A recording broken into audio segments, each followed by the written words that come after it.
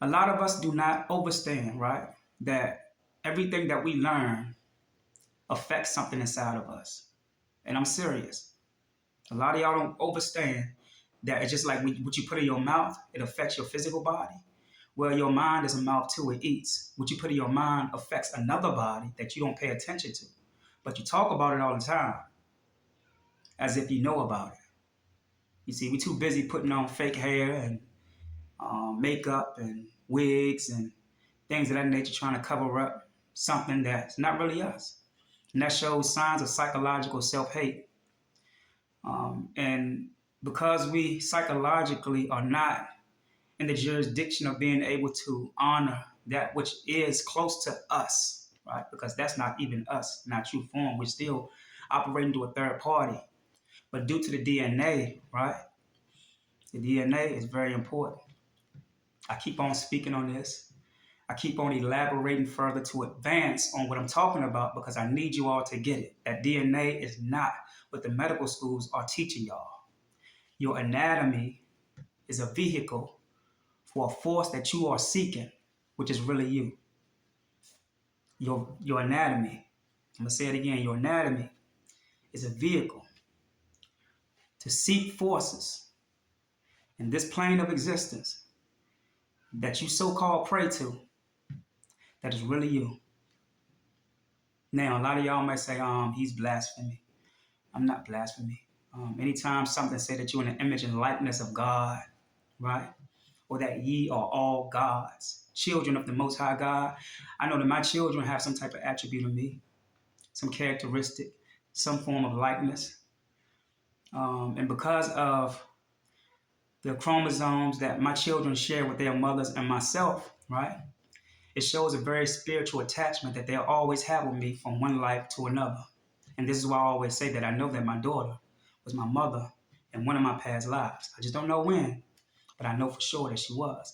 I know that my son, right, was my father. And they both came into this life. It's crazy. It's crazy how things operate. The things that we ignore. The things that the educational facilities don't teach us because they want to keep us on the surface of so-called intelligence that they say that they are giving us. Don't you know that we existed as 1,000,000,000,000 ancestors or more throughout many histories or historical dimensions that's crossing this dimension?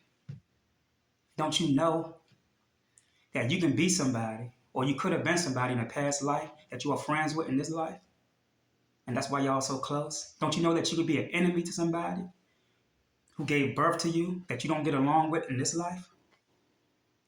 Don't let me go over y'all head, but the math speaks for itself. We know that energy don't die because a lot of you assume that when you was born into this life that this was your first life, right?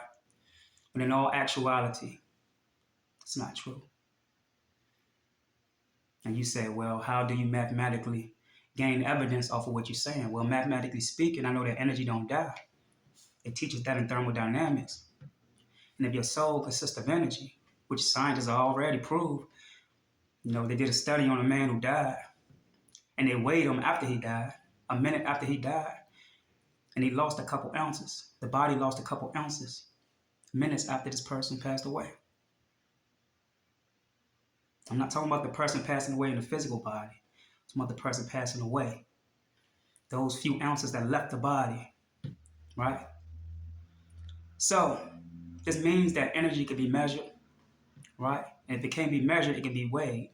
And the energy that can be weighed is what we call physical energy, condensed energy, which is the physical body, us, which we can see.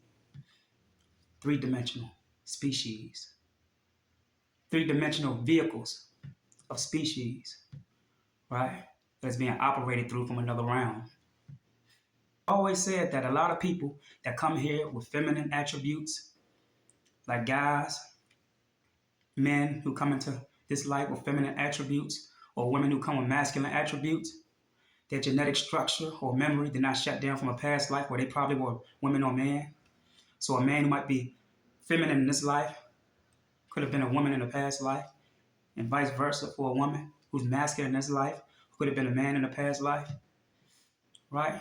I'm going all over the place in this video, but I'm giving you what the Spirit is giving me.